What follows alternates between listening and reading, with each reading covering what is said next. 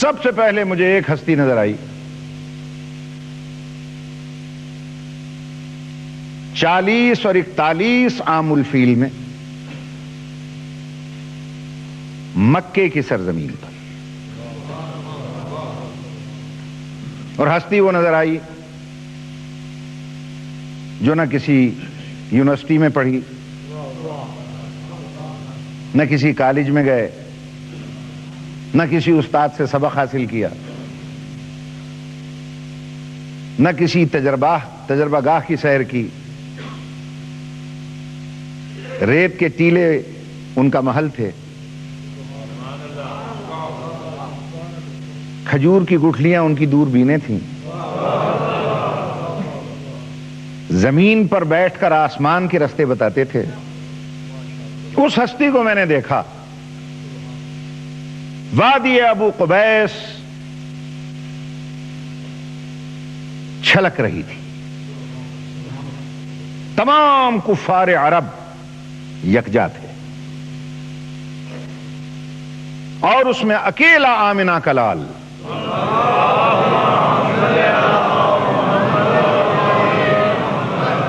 آفتاب رسالت چمک رہا تھا۔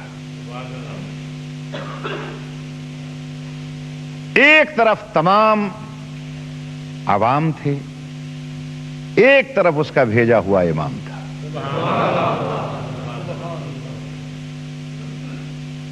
ایک طرف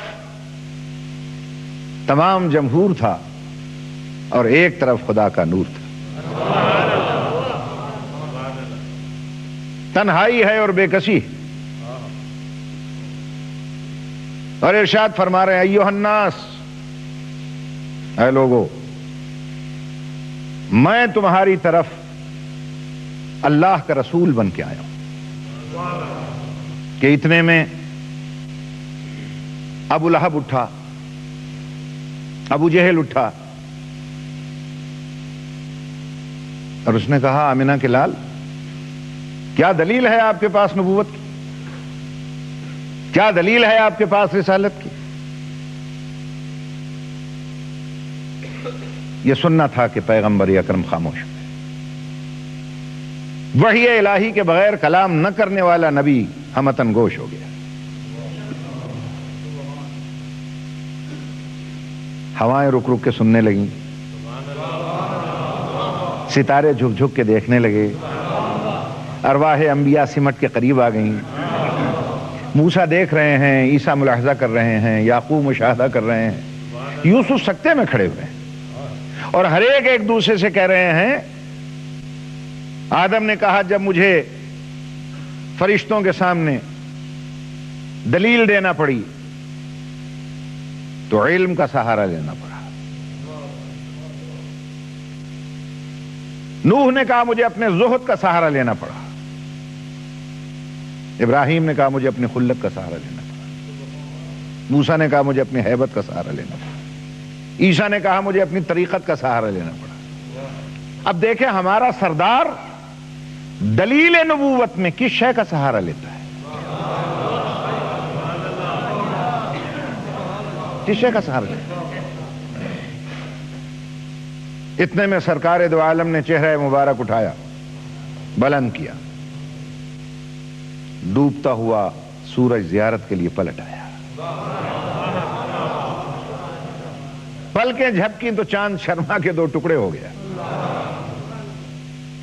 ارشاد فرمایا ابو لہب، ابو جہل، تم مجھ سے رسالت کی گواہی طلب کرتے ہو، فقد لبثت فیکم العمر من قبلہ افلا تعقلون۔ ارے میں نے تم میں زندگی کا اتنا کثیر حصہ گزار دیا، اب بھی تمہیں عقل نہیں آئی؟ خدا جانتا ہے پوری زندگی کا کردار سرکار دو عالم نے خون کے پیاسوں کے سامنے رکھ دیا۔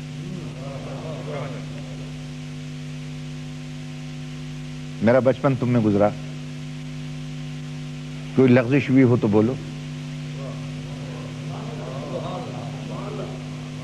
میں تم میں بھرپور جوانی کا مالک ہوا، میری جوانی کہیں دیوانی ہوئی ہو تو بولو۔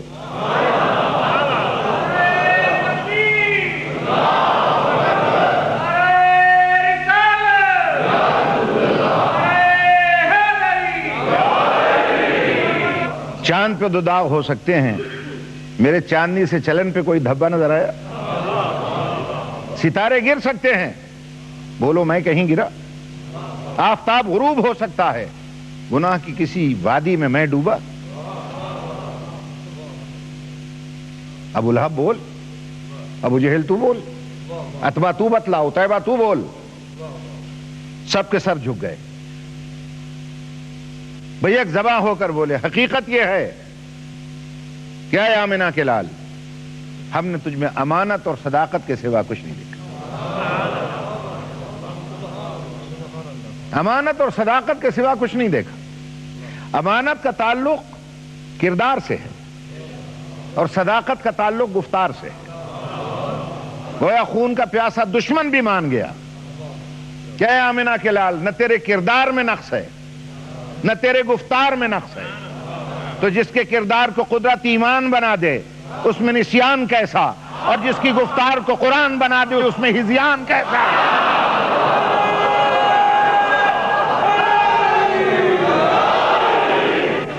بزرگان گرامی، عزیزان من، یہ پیغمبر نے اپنا کردار پیش کیا، لیکن جاہل آسانی سے مان جاتا ہے، ابو جہلوں کو منوانا یہ بڑا مشکل کام ہے. پیغمبر کا واسطہ جاہلوں سے نہیں تھا، ابو جہلوں سے تھا. جاہل اسے کہتے ہیں جو کسی شے کو نہیں جانتا، لیکن جنوا دو تو مان لیتا ہے، اور جو سب کچھ جانتا ہو اور پھر نہ مانتا ہو وہ ابو جہل کہلاتا ہے. پیغمبر اکرم کے سامنے صرف جاہل نہیں تھے، یہ تو یہودیوں کا پروپیگنڈا تھا سرکار دو عالم کے سامنے کہ جاہلوں میں پیغمبر نے اپنی بات کو منوا لیا. بھلا جاہلوں سے منوا لینا کون سا کمال ہے؟ وہ جاہل نہیں تھے، وہ ابو جہل تھے. کیا آپ انہیں جاہل کہیں گے جو اونٹ کے منہ کی جھاگ دیکھ کر بتلا دیتے تھے اس نے کس بستی کی گھاس کھائی ہے؟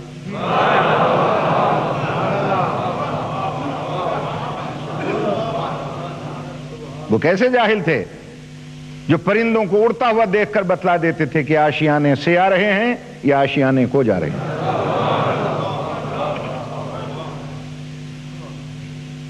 ریت میں نقشے پا دیکھ کر بتا دیتے تھے کہ کسی چور کے قدم ہیں یہ ڈاکو کے. وہ جاہل نہیں تھے، وہ ابو جہل تھے. اور پیغمبر کا کمال یہی ہے کہ ابو جہلوں کو منوایا.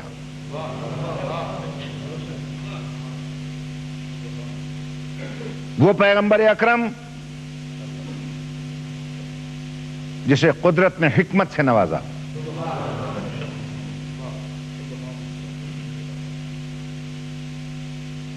انہی ابو جہلوں میں سے کتنے ایسے تھے جنہوں نے کہا کہ ابھی ہم مطمئن نہیں ہوئے جب تک آپ کا کوئی ایسا کارنامہ نہ دیکھ لیں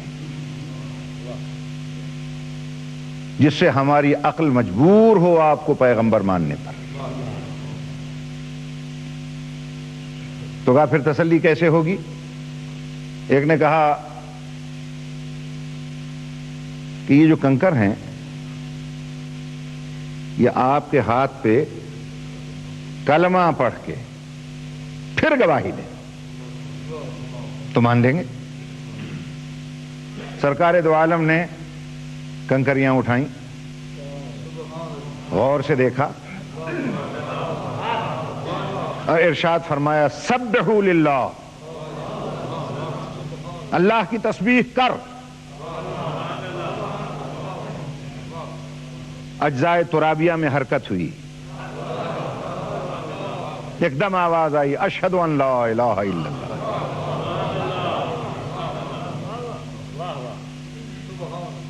کنکروں کو بولتا دیکھا تو کتنے ایسے تھے ان میں جن کے ذہن متزلزل ہو گئے، لیکن ابو جہلوں کی زبان سے پھر نکلا انہ لساحر، یہ تو جادوگر ہے، یہ جادوگر ہے۔ کہا پھر تسلی کیسے ہوگی؟ کہا کہ بات یہ ہے کہ یہ جو درخت سامنے کھڑا ہے وہ جڑوں سمیت اکھڑ کے آئے۔ ذرا ابو جہلیت ملاحظہ فرماتے جائیے، وہ آئے جڑوں سمیت، ڈالیاں جھکا کے گواہی دے آپ کی رسالت کی، اس کے بعد آدھا یہیں کھڑا رہے، آدھا واپس جائے، پھر آدھا دوسرا واپس جائے، پھر دونوں مل جائیں کہ نشان تک نظر نہ آئے۔ سرکار دو عالم نے غور سے دیکھا اور ارشاد فرمایا ایھا الشجرہ، ایتھا الشجرہ ان کنت تؤمنین باللہ، اگر اللہ پہ ایمان رکھتا ہے،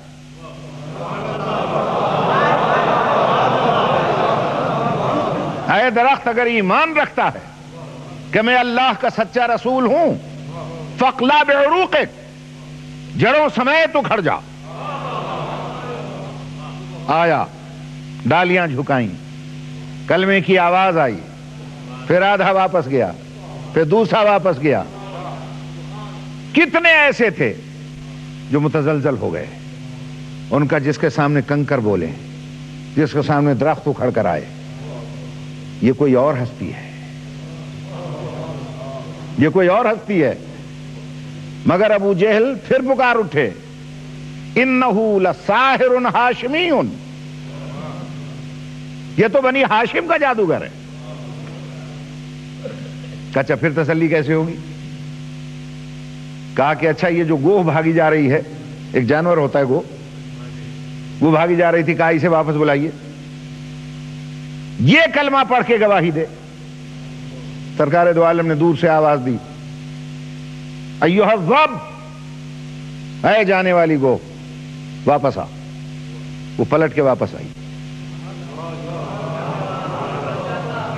فرمایا اگر تو اللہ پہ ایمان رکھتی ہے اور ایمان رکھتی ہے کہ میں اس کا سچا رسول ہوں، فاشہد، گواہی دے۔ اس کی زبان نکلی، زبان ہلی اور فضا میں آواز آئی اشہد ان لا الہ الا اللہ واشہد ان محمدا عبدہ ورسولہ۔ اب اکثریت ایک طرف ہو گئی اور انہوں نے کہا کہ ہو نہ ہو، اس پر تو ہمیں کچھ اور شبہ ہو رہا ہے۔ مگر چند ابو جہل ایسے تھے جنہوں نے کہا کہ انہ لساحر ہاشمی عظیم، یہ بنی ہاشم کا بہت بڑا جادوگر ہے۔ اب سرکار دو عالم نے فرمایا اب کیسے تسکین ہوگی تمہارے دل کو؟ تو کہا سرکار بات یہ ہے کہ جادو کا اثر زمین پہ ہوتا ہے، آسمان پہ نہیں ہوتا۔ یہ جو چاند نظر آ رہا ہے نا، ماہ کامل، یہ دو ٹکڑے ہو کے گواہی دے، پھر مان لیں گے۔ حکمت کی تعریف ذہن میں رکھیے گا۔ حکیم اسے کہتے ہیں کہ جس کے افعال سے خدائی کا شبہ ہونے لگے۔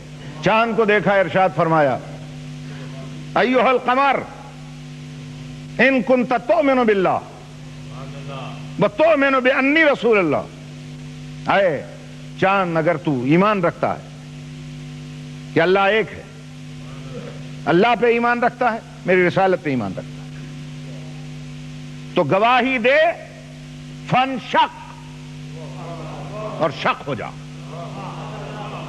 چاند دو ٹکڑے ہو گیا، فضا میں آواز آئی اشہد ان لا الہ الا اللہ واشہد بانک لرسول اللہ، گواہی دیتا ہوں اللہ ایک ہے اور آپ اللہ کے مقدس رسول ہیں۔ اب یہ آپ کو معلوم ہے کہ سارا نظام شمسی و قمری کشش ثقل پر واقع ہے۔ چاند کو زمین نے کھینچ رکھا ہے، اس کو مریخ نے کھینچ رکھا ہے، مریخ کو مشتری نے کھینچ رکھا ہے، اس کو عطارد نے کھینچ رکھا ہے، سب کا نقطہ مرکز سورج ہے۔